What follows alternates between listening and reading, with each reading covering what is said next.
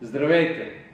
Аз съм доцент Силви Кирилов, министър на здравеопазването, но днес заставам пред вас не само като лекар с 50 годишен опит, а също така и като човек, имал щастието да отгледа и възпита деца и внуци, за да ви напомня, че животът е безценен. С кампанията на Министерството на здравеопазването "Здравето не е игра" искаме да достигнем до вас, младите, да ви накараме да се замислите на време и да ви помолим да се пазите, защото всички вие сте важни и защото утре ние ще разчитаме на вас. Не се поддавайте на лекомислени внушения и предизвикателства в социалните мрежи.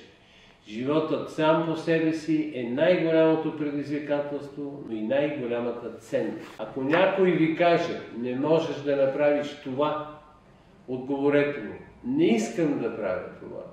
Ако ви кажа: "Ти си страхливец", кажете им, че не сте страхлив, а сте разумен.